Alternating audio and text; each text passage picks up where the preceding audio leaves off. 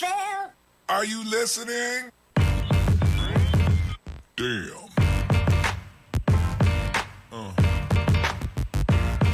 Yeah. Yeah. Yeah.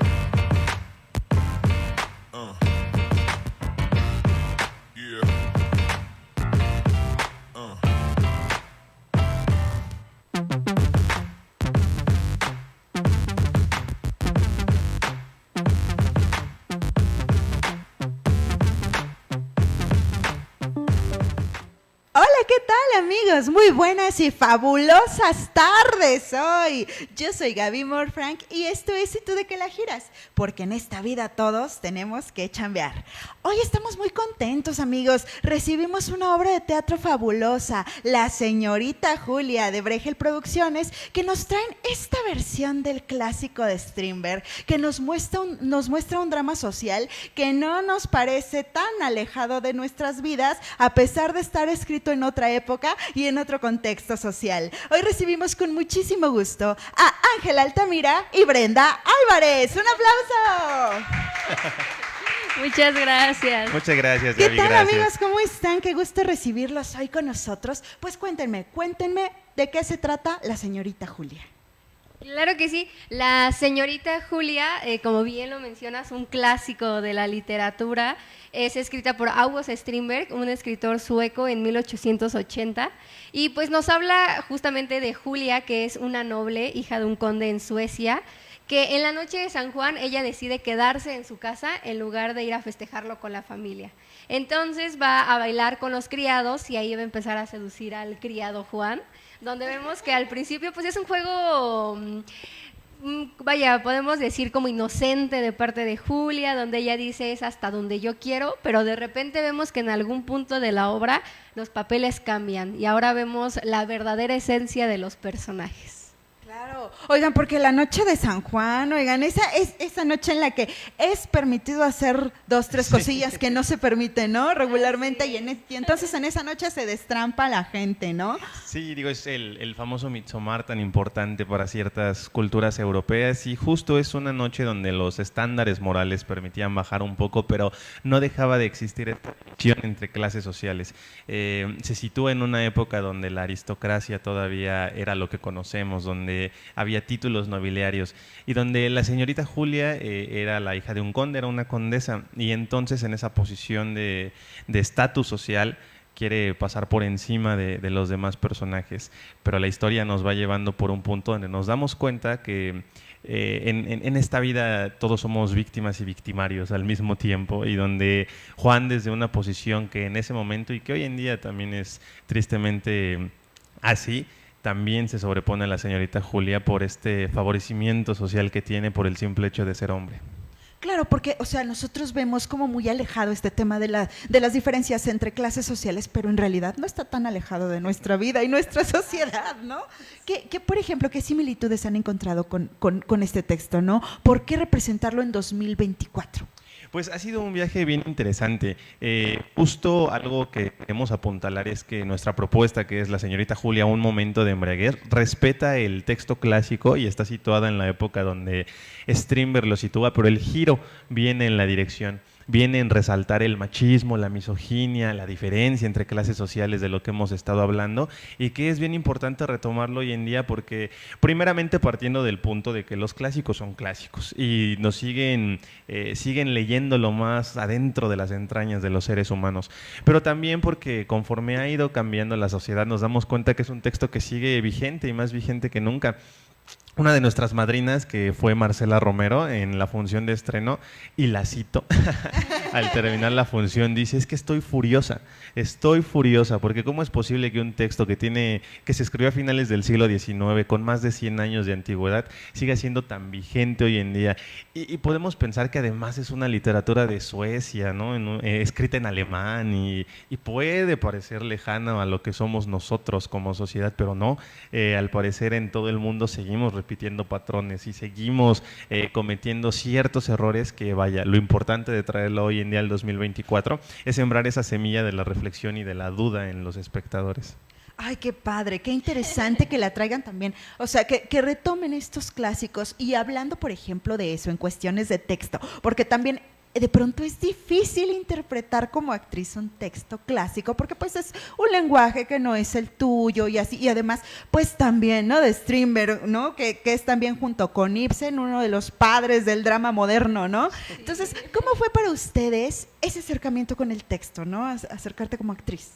Pues fue muy maravilloso, muy grande para nosotros como actores, un gran reto, porque sí, el lenguaje que utilizaban y el lenguaje que Strindberg nos plantea, pues es muy hermoso, casi poético. Sin embargo, la dirección de la maestra Jessica Cortés sí fue muy puntual. Ella nos decía, es que yo no quiero ver al personaje de una época maravillosa y como de cuento de hadas, no. Lo que quería ella plantear eran personajes reales, humanos. Entonces fue muy complicado porque a veces hay textos que nosotros decíamos, pues es que este texto se escucha muy poético y nos podemos ir como actores por esta línea del verso bonito y nos decía, no, tienen que hacerlo real, tienen que sentirlo, si no, pues no va a funcionar y nos vamos a ir por otra línea, porque como lo platicaba Angelito, ¿no? Yo creo que nuestro propósito de retomar estos clásicos sí era dejar esta maravilla que había en esta época, los vestidos, los castillos, la escenografía, todo tan maravilloso, pero que la gente entendiera que eran humanos al final de cuentas, que no eran sacados de un contexto de cuentos, sino eran humanos que vivían tal cual como nosotros. Ay, qué padre. Oigan, amigos, y por ejemplo, en el contexto de la producción, ¿qué fue lo más difícil para producir esta obra? Bueno, pues siempre el recurso, ¿no? Económico siempre termina siendo como lo que te pone a sudar y a sufrir en Claro, primera porque instancia. somos compañías de teatro independiente, entonces. Sin embargo, bueno, tenemos la fortuna de que nos hemos rodeado con un grupo de gente que nos ha asesorado, que nos ha instruido y que nos ha apoyado. Y en ese sentido la experiencia ha sido muy grata. En cuanto a la planeación detrás de los ensayos, el juntar los tiempos, ¿no? De los artistas, también siempre ha sido como un problema. El tema del vestuario fue algo muy lindo porque el maestro Paco Román, que es el encargado del vestuario, pues llegó a asesorarnos y a salvarnos en este barco, ¿no? Él nos dijo qué era lo que era puntual resaltar en el vestuario, acorde a la historia, acorde a la época, qué funcionaba, qué no funcionaba. Y pues todo ha sido muy, muy bello, con sus contratiempos en algunos momentos, como todo en la vida. Sin embargo, todo salió a muy buen puerto y creo que tenemos un producto sobre todo hecho con mucho amor, pero que eso no suene como la típica frase de pues está, pero lo hicimos con amor. No, está hecho con amor, pero hecho muy bien. Y además bien hecho. Sí.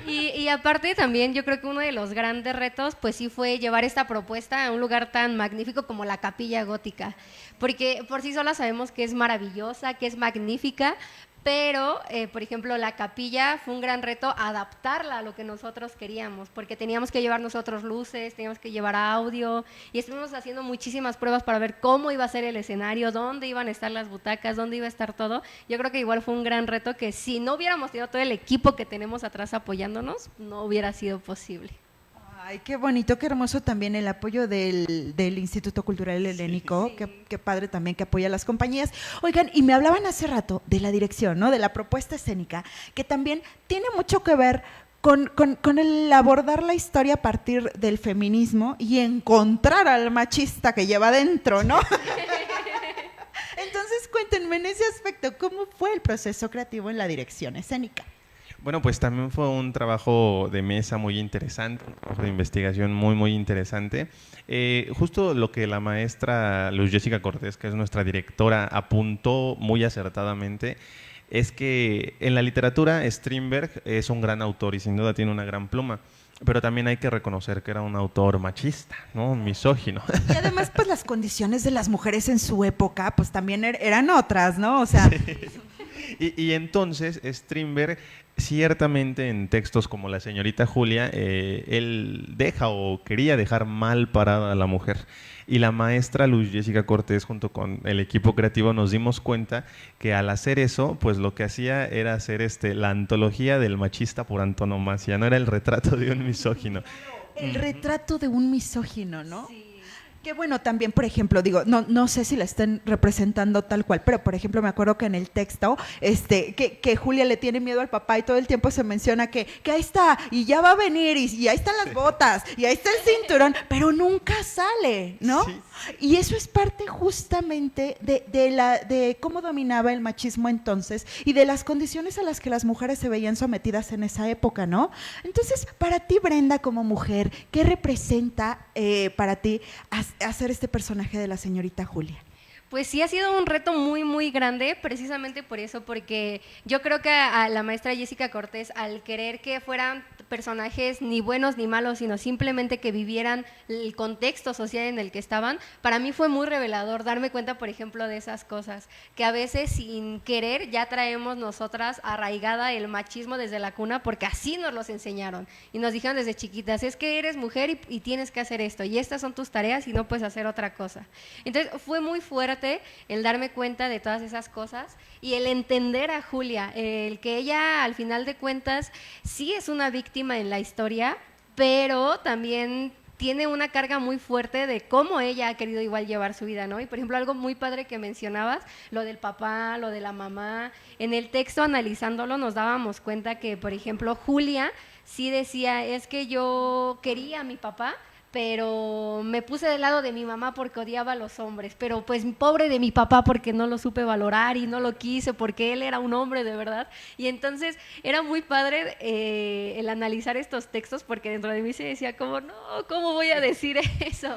Sí, pero tú ya lo ves desde tu visión de mujer 2024, justamente, ¿no? yo decía, es que no, ¿cómo? Pero la maestra decía, es que justamente ahí está la maravilla de este texto en el que la gente la vea y diga, no, o sea, eso está mal. Y yo como mujer también lo he hecho, he tenido esos pensamientos y pues justamente yo creo que nuestro propósito es eso, que la gente salga pensando uy, sí lo he cometido, sí lo he hecho, hay que cambiarlo. Claro, porque aparte, o sea, también amigos, no te das cuenta de cuando la estás regando hasta que de pronto lo ves por ahí en otra persona y dices, mira, aquí tengo una idea que no va conmigo, ya me la voy a quitar, ¿no? Sí, claro, y que siento que además ese es uno de nuestros objetivos como intérpretes o en nuestro quehacer teatral y actoral. Para nada queremos aleccionar al público ni que vayan al teatro a ver una clase de moral y ética, no, pero sí sembrar eso, ¿no? La semilla de la reflexión. Hace rato con la pregunta que le hacías a Bren, Gaby, yo también pensaba, y es algo que he dicho en otros espacios, o sea, el llevar este montaje, el interpretar a Juan también ha sido muy confrontativo, ya no como Ángel actor, sino como Ángel persona, porque sí, efectivamente te das cuenta que uno ha cometido errores, que tiene pensamientos arraigados por una idiosincrasia o qué sé yo, ¿no? Pero creo que justo ahí está el principio del cambio, en reconocer lo que no estás haciendo bien o lo que ya no te cuadra y justo con esa reflexión pues dar el siguiente paso, ¿no? Ay, pues sí, efectivamente. Y esa es la misión del teatro también. Esa es la misión del teatro. Oye, amigo, y por ejemplo, el sonido, los efectos de sonido y de luces, ¿de qué forma intervienen en esta puesta en escena? Bueno, pues son muy, muy, muy puntuales y muy particulares porque justo también los efectos de sonido y de luz ayudan a dibujar estos personajes que no están en escena, pero que son importantísimos para la obra, como el señor Conde, como el padre de Julia, que como bien lo mencionabas, no es un personaje que aparece físicamente en escena, pero ahí está. Y todo mundo le rinde respeto y se cuadra a él, ¿no? Porque justo es esta figura de autoridad masculina, ¿no? A la que tenemos que respetar. Y todo esto, pues sí hay que decirlo, fue un acierto y de la puntual dirección de la maestra Luz, que es quien justo coordinó todo el diseño sonoro, coordinó las luces, ella dijo esto nos va a servir en este momento. Hay una escena muy bonita de Brenda, ella te la podrá platicar mejor, pero es justo llegada al final, que es un efecto de luz, ¿no? Sí, es muy padre porque, bueno, la música que llevamos es original de Hugo Alfen, que era un escritor sueco, justamente de la época. Entonces sí fue una investigación muy grande de la maestra y justamente en esa escena que platica Angelito entra un efecto de sonido, una música de él muy hermosa, pero aparte la maestra puso un especial con ciertas luces y fue apagando poco a poco las demás luces del recinto. Wow. Entonces se hace sí, y muy hermoso, se hace como justamente ese efecto que queremos generar en el público. Ay, qué bonito, amigos. Oigan, pues yo los quiero felicitar porque además ustedes están bien chavos interpretando textos clásicos y dándole esta reinterpretación en 2024 y además haciendo lo que se debe hacer, ¿no? El trabajo de mesa, la chamba actoral, que sin duda es lo que nos lleva a un nivel del que espero nunca podamos salir. Muchas gracias, Gaby. Oigan, amigos, pues ¿dónde se está presentando? Cuéntenos los detalles. Sí, estamos los días miércoles en la Capilla Gótica del Instituto Cultural Helénico, que por sí solo es un recinto maravilloso que ayuda al público a adentrarse a esta historia. Nos quedan 2 funciones, los días 12 y 26 de junio en punto de las 20 horas. Los boletos los pueden adquirir a través de Boletópolis, una hora antes de iniciar la función también en la taquilla del Helénico, o a través de nuestras redes sociales, que estamos en Instagram como @bregel.producciones o en Facebook como Bregel Producciones. Muy bien, amigos, pues ahí lo tienen para que los sigan en Facebook, en redes, en Instagram, para que sigan las opciones que tiene la compañía y se enteren de las próximas puestas en escena y las futuras fechas. Recuérdenme otra vez las fechas para que sepa nuestro público. Claro que sí, nos quedan 2 funciones, el 12 y 26 de junio a las 8 de la noche. Ok, pues muchas gracias, amigos. Les agradezco mucho por asistir a esta entrevista. Muchas gracias. Al contrario, muchas gracias, Gaby. Al contrario, muchísimas gracias por el espacio y pues los esperamos. Claro, amigos, allí tienen la invitación al teatro. Gracias también a nuestro equipo de producción. Un aplauso al equipo de producción, que siempre nos ayudan a hacer este programa. Gracias también a nuestro público que siempre nos acompaña, nos ve desde sus pantallas. Gracias por acompañarnos. Un aplauso también.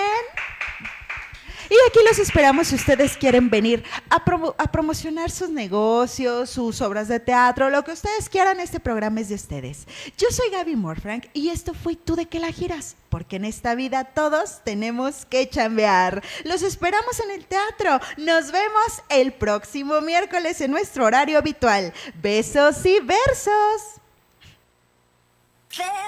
Are you listening? Damn.